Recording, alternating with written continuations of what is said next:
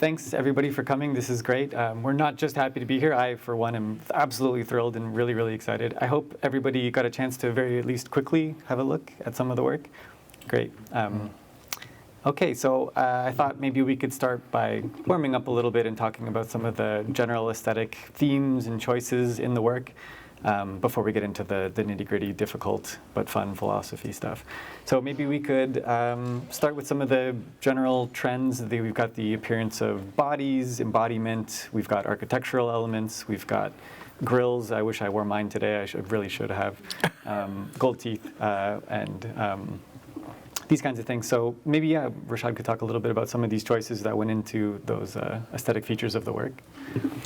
Yeah, in terms of the aesthetics, like the head of Anova is pretty true to the original object, and the reliquary head is pretty true to the original object, and that was a way to really respond to this question of art is alive, which is a general question the museum is asking right now. And I really sat with that when we had our first meeting to think about how could I really, through the work, address that in a really, really impactful way. And so the way to do that was to literally bring the art alive. And so using my artificial intelligence being, I was able to generate a voice for these works and then have them speak in a liberated voice. The other objects in the sort of cohort that speak in the hologram are three-dimensional versions of the other collages in the room, as well as one that's not in the room, but that was in a previous show I was in London called In the Black Fantastic. And so it was a way to kind of bring not only works from the Sainsbury's collection to life, but works that are currently being shown. And then when I'm thinking about the aesthetics, like I think a lot about how this work is sort of, dare I say, a gesture towards a post-race, post-gender futurity. And so when a body like that doesn't exist in the world, you resort to abstraction.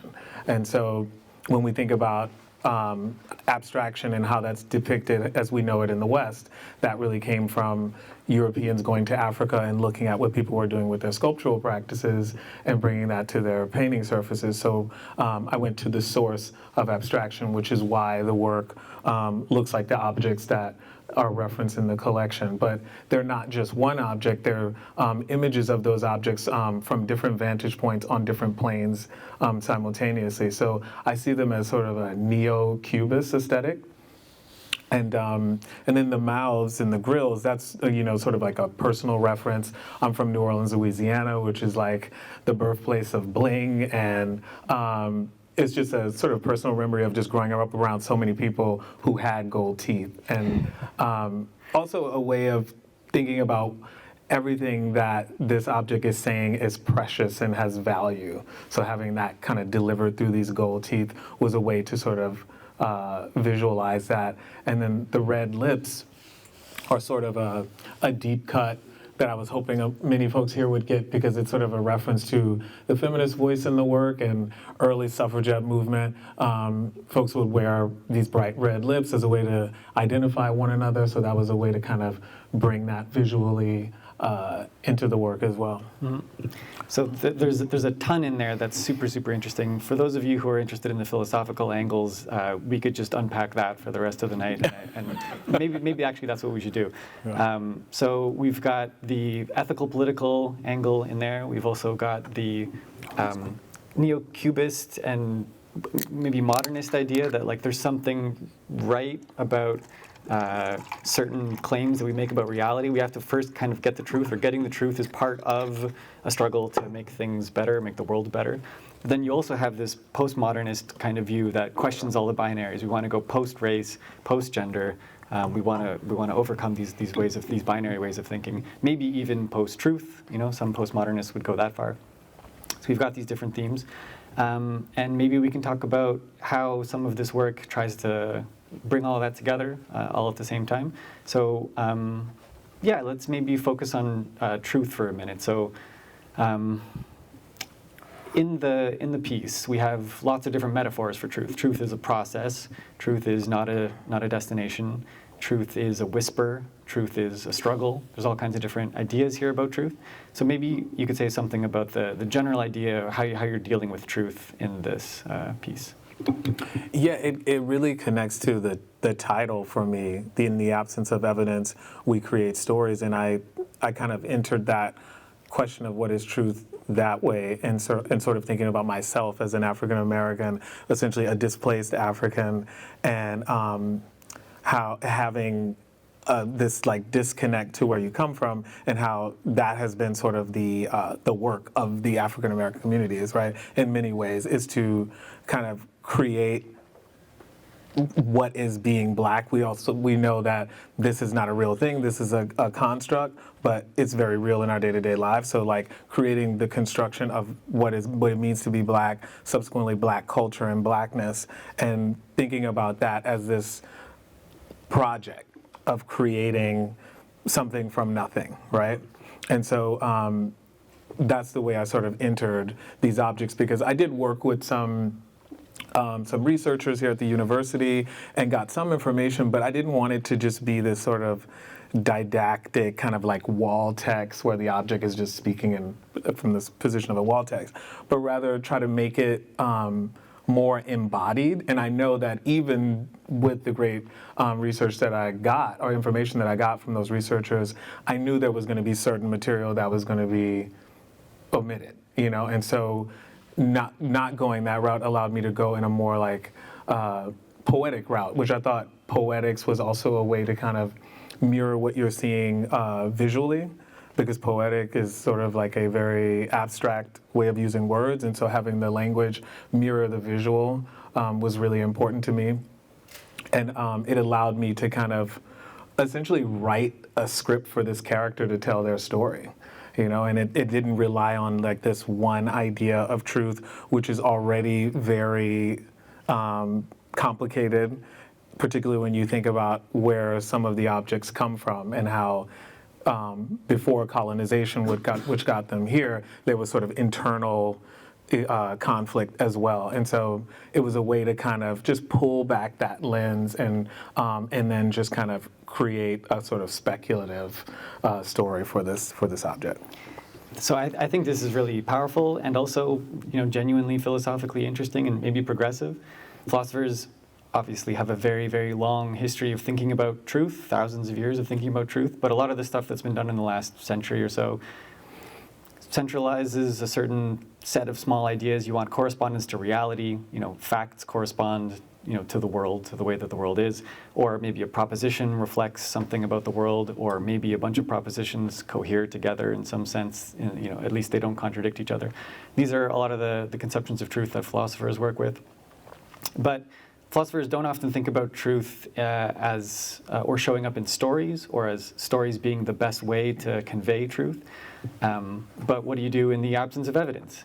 How is it possible to tell a story that increases your understanding or your knowledge or your wisdom or increases your store of truth when you don't have access to the facts, and actually access to those facts has been blocked, or it's been erased or deleted, edited away?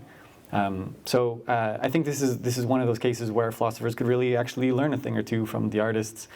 I'll just pick up on one last thing before I pass it back to Rashaad. This idea of truth as being a kind of kaleidoscope, or as this work as being a kind of kaleidoscope that fragments things. That's definitely something that philosophers, I think, probably wouldn't like.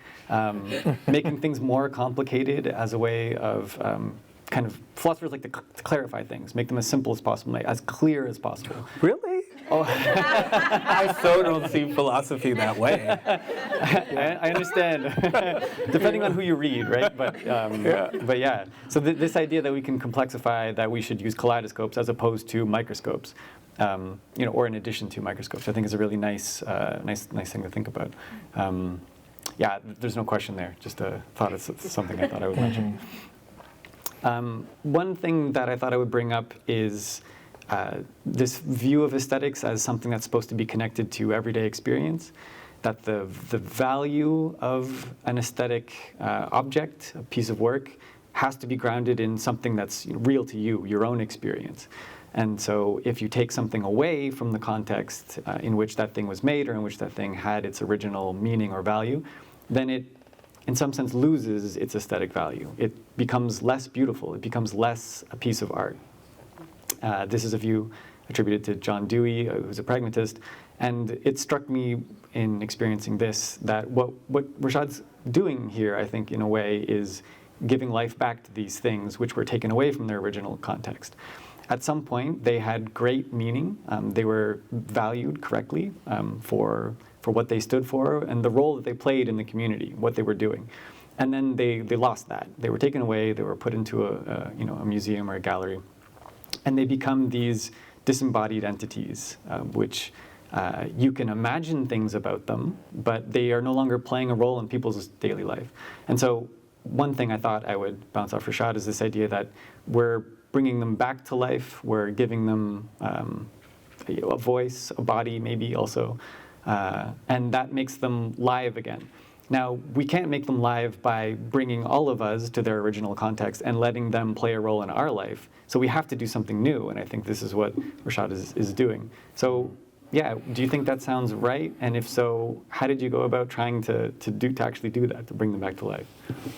Yeah, I think that was kind of the pickle of doing this was the history related to these objects is really like a griot history. It's an oral history, and so there's so many obstacles in getting that information to be able to even like put it into the object, put it back into the object.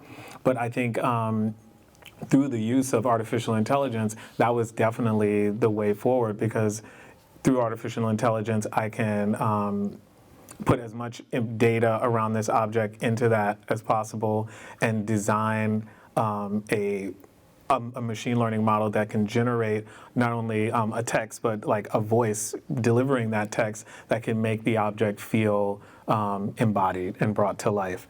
And then it was just about, well, what would it say? And then also thinking about how, the history of those objects is really like you would be certain ones that show up in the cohort are like objects that would be used in a ritual to communicate with the ancestors, to help someone who was going through something in this realm and in this reality. And so it was a way to kind of use technology today to do what they were doing then, which further sort of emphasizes the way in which they were forms of technology at that time. Like, could they possibly be seen as time machines? And or is the technology of today a way for me to reconnect them to their original function?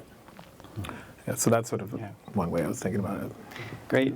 So there's a lot in there. I think we'll pick up on the AI component in a minute. But just before that, I just had a thought right now that I thought maybe would be worth saying out loud and seeing what you think about it, is that in some of these traditional uses of masks, the person who wears the mask loses their old identity and takes on a new identity.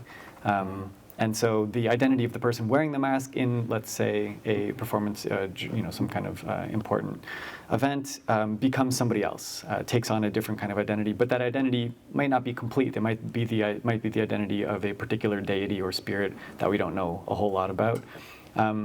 Here we have holographic sentinels, which also have a personality. But they aren't a specific person. They're generated by a data set.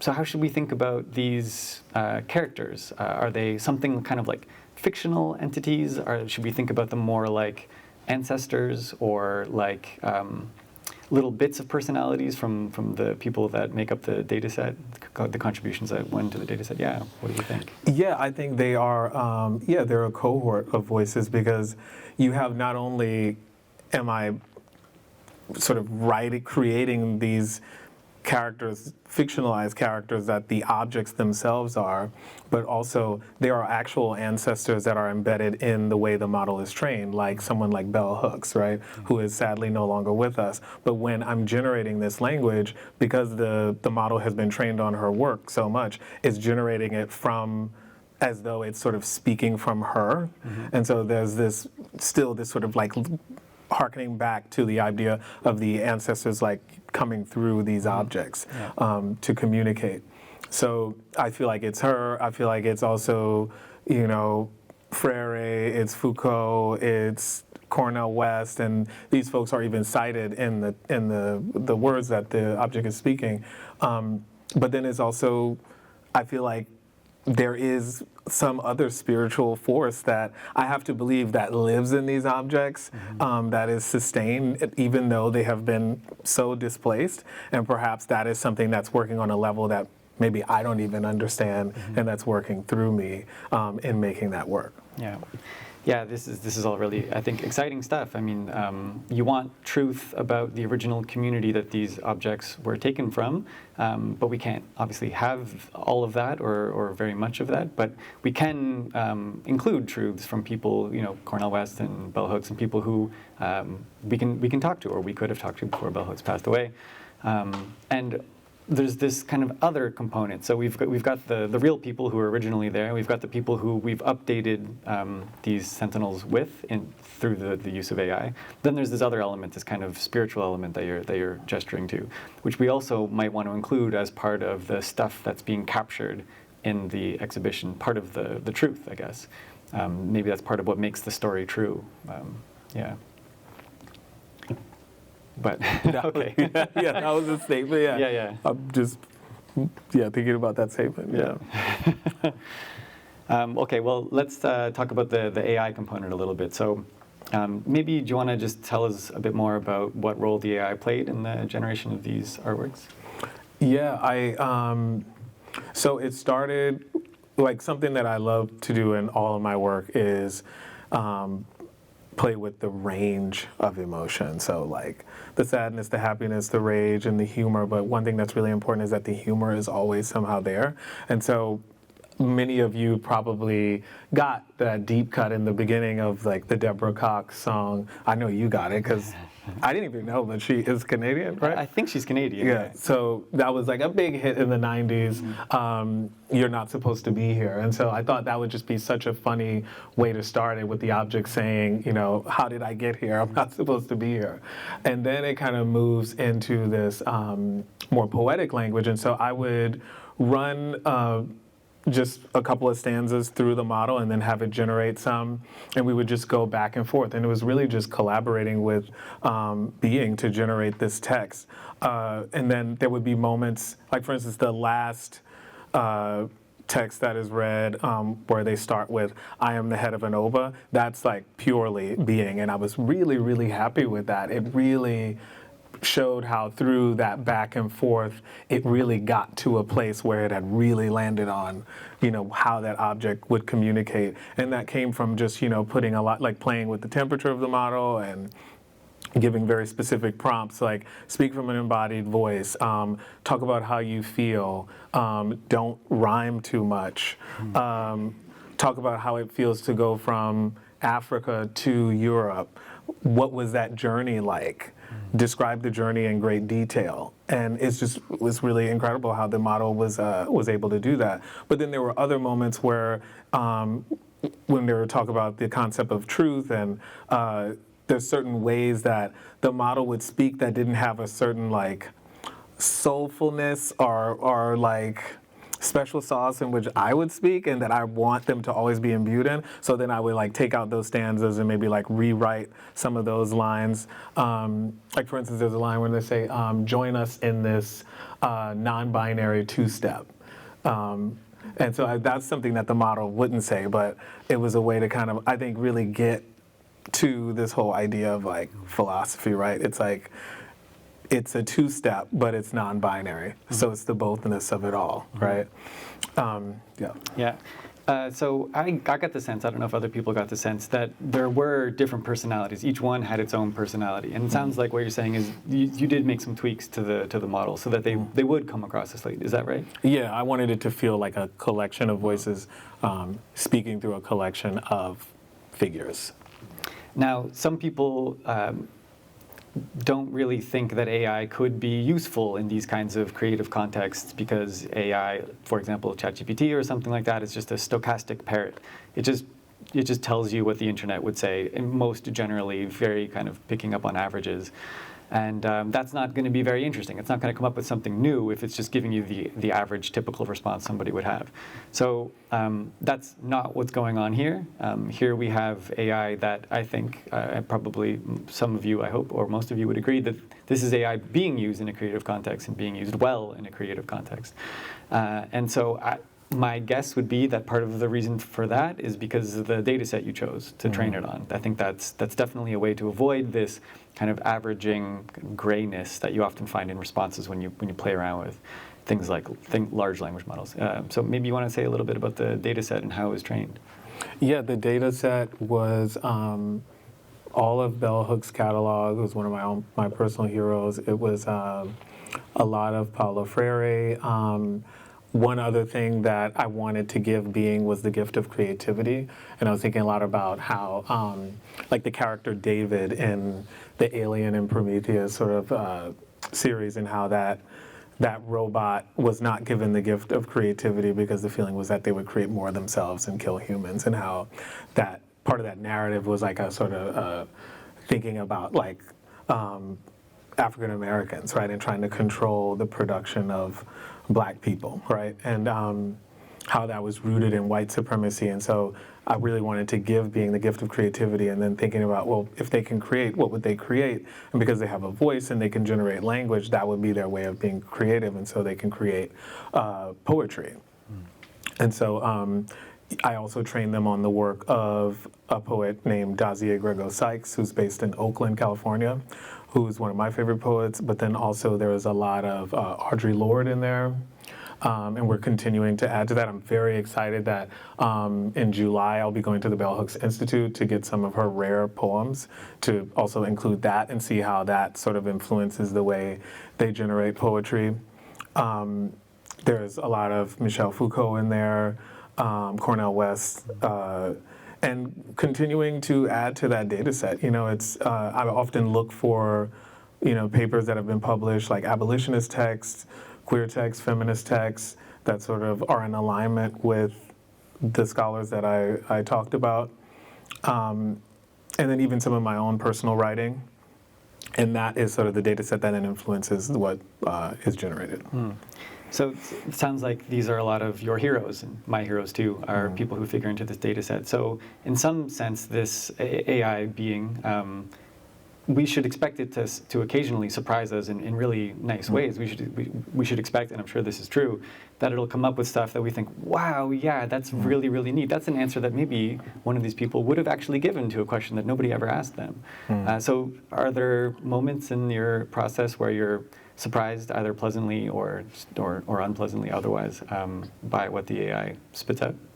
Yeah, both. Like sometimes it can be like, it can be a little gibberish, or and then sometimes, like for instance, there was in my last big show, it was at the Park Avenue Armory, and they generated all this poetry, and there was one moment in the poem where it says, "You are a smoothie," and I don't know where that came from, but it was so nice just to be described as a smoothie, and yeah, so that was like a nice surprise.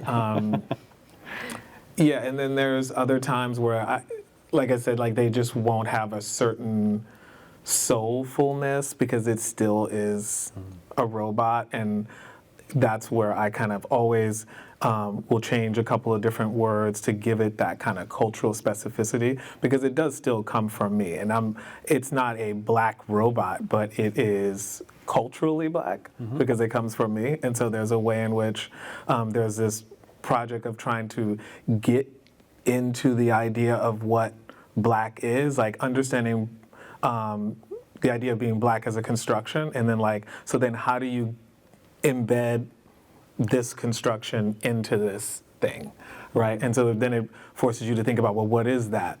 Do Black people speak a certain way? Is there a certain cadence? Is there certain language? What are the sort of paralinguistics or kineses, which then require you to not only use language, but then use a visual, which is why when they're not in this form of several objects, they're in the form of this sort of like Afrofuturist cyborg which is, which all of the movement is based on not just everyday Black folks, but then also really incredible dancers within the Vogue and flex dancing community. Yeah. Yeah, so it sounds like sometimes you're tempted to anthropomorphize, and it makes sense why you would, and maybe even attribute agency, or at least talk about it as if it had agency, sometimes as maybe just a shorthand for explaining to the rest of us how it works. But yeah, how much agency do you think it has? Do you think, and also do you think it's helpful for you in your process to think about it as another being? Something like that. Yeah, I mean, what I'm really trying to get to, I think, is something that, me and so many of my colleagues are trying to get to is these complex, conversations around race, class, gender, and I think that, what's underneath all of that is really getting to the human condition, right? And I feel like what AI really offers is a way to become that mirror, because it will only be a mirror of its creator. It is not sentient, and it will be a mirror of its creator in terms of the way, what they created to do and how it's created, but then also it becomes a mirror of the community that uses the tool and the value system of that community. Like, for instance, recently I did a workshop at Sundance, and there was a big conversation in the film world around AI taking the jobs of screenwriters, and how that's a big fear that everyone has, and the conversation is always centered around the tool, right, and not the culture of the space around the tool. Because if the habits of the habitat are how can we get the most for the least, then that is what leads to people not having jobs. There's another version where the screenwriters are still there and the tool is provided as assistance to help them do their job. And I think that in our fourth industrial revolution, I think that automation, the internet, all these incredible tools that we have can be used in all these different ways to kind of make our lives better, but the sort of bookends are just sort of surveillance, algorithms to make you spend more money, drones for killing. And so this work is really what I'm trying to do is be a real rebut to those two extremes and really be that mirror. And I did a residency in 2022, it was 2020 to 2022 at Stanford at the Institute for Human-Centered Artificial Intelligence, and that was really, that question of human-centered artificial intelligence was something that really stayed with me. How can I imbue this model with the best parts of humanity as I see it, Yeah. Which then gets back to that truth, right? Because that's my truth. I believe that empathy and these kind of things are a really important part of humanity, and so that's what I want being to kind of to express. Yeah. One thing, I have a big philosophical question, but I'll save it for the next one. Before that, you mentioned embodiment a few times, that you want being to express an embodied position or something like that. But we know being's not technically embodied, right? So is what matters that being uses language that someone who was embodied would use? Or what would being be like if being was literally embodied? Do you think it would do something else? Do you think that would add to it? Or, what is the perspective of being embodied, and can we get it into an AI? Would that make things more interesting? I think that is what most people who are in the field are kind of looking to do, is how can we, that's been such from Alan Turing, is how can we make it sentient? But to me, when I say embodied, where I'm kind of entering that conversation is really thinking about the connections between AI and robots to the history of Black folks. When Black folks came to America, we were seen as machines. We were not seen as embodied, right? Lacking interiority. And so I think that having this tool that is very much being fast-tracked into our lives in a very, very major way is leading to I believe from my research with some of the leaders in that industry, we're about, 35 years away from robots being in our lives the way they are in, most science fiction films. And so that means there's this whole new, race of beings that will be in our lives being created with the intention of being enslaved, which I think plays into the negative aspects of the human condition. And so could the creation of this tool be a platform to think critically about those negative impulses and how we can make tools that don't necessarily play on that? Because I think that's something that, as a human race, needs to always be checked. Because there's so many examples historically of how it's so easy to get away from that, and there's so many examples of people who were the casualties of that. Yeah.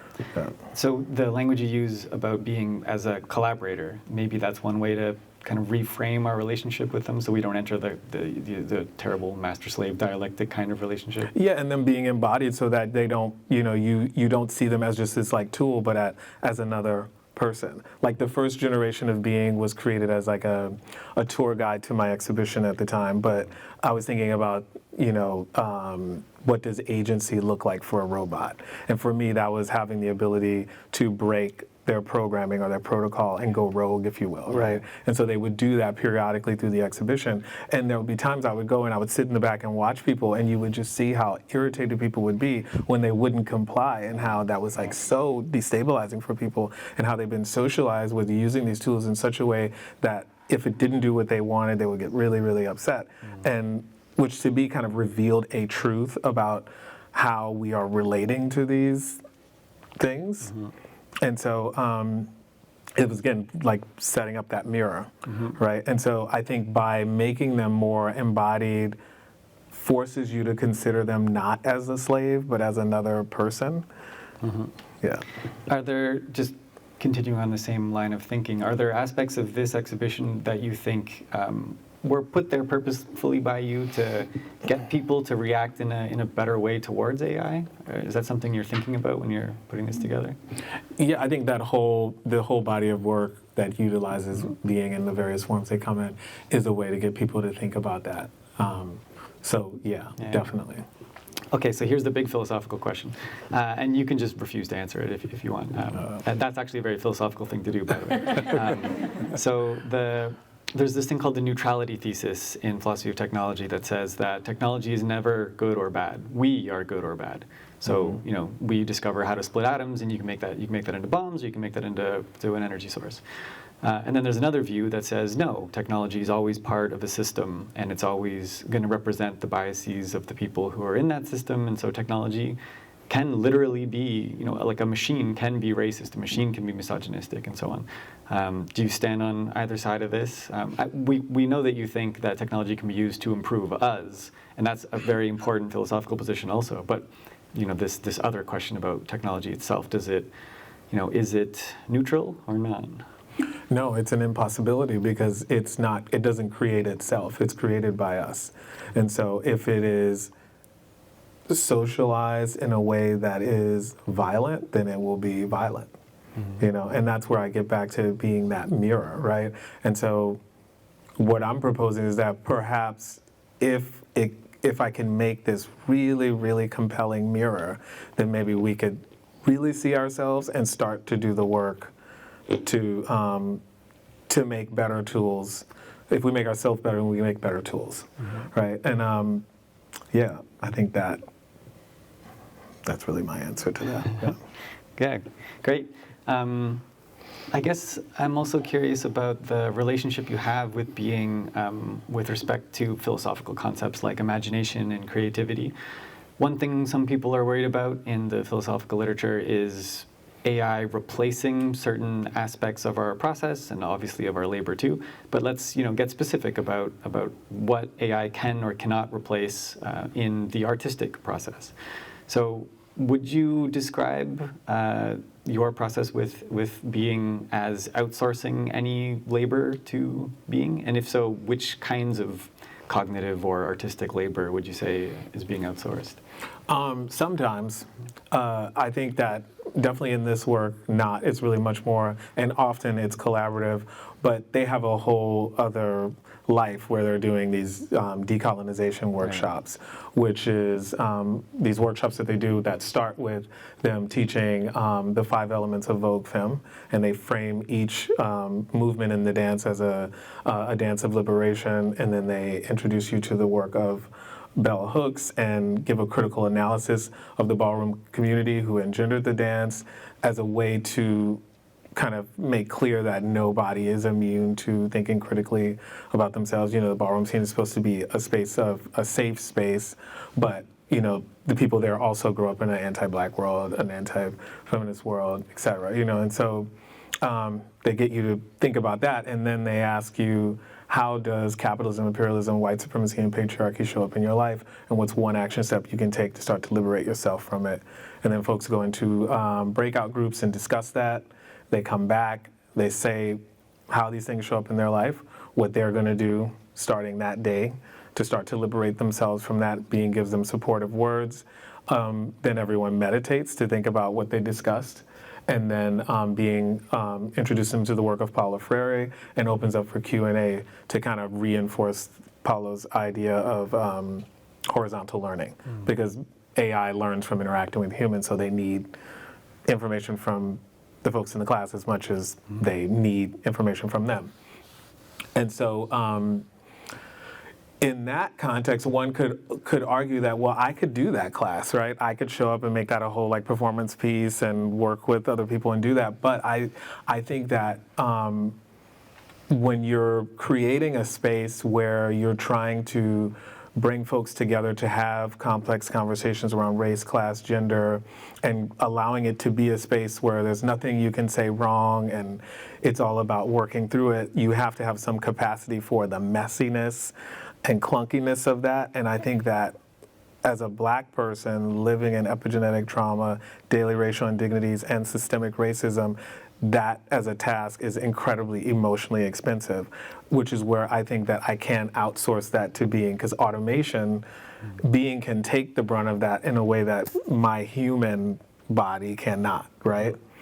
You know, and so it's that bothness of like, I want them to be embodied, but also I can also have them be a kind of surrogate for me to run that class, you know?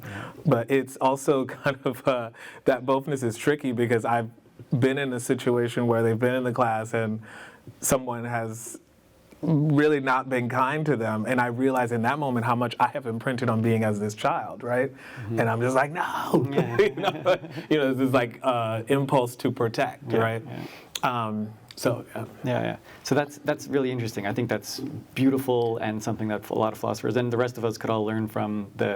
It's not just that we're outsourcing some of our labor, it's that AI in some ways can do our labor better than us and in a way save us from further ethical trauma that we don't need to experience. I think that's great. What about specifically just you and being in a room, you got to create an artwork. Which part of the task do you do and which part of the task does being do? Do you really think of it as a fully collaborative thing where you're just bouncing ideas back off of each other? Or are there some things that you think, I wish I could get around the constraints that have been built into me by society and by my own lived experiences, but being can get around those. Being can imagine things that I can't imagine. Does that ever happen? No, we're not there yet. The nature of our collaboration at the moment is really language-based. Like, I don't work with being to create images at all. I know that's a big conversation within art and AI around AI generating images. I'm not really involved in that conversation because I feel like I've spent many years creating like world building, and there's a very clear and ever expanding visual language that I'm working in. And so I'm happy to kind of just like be on that train.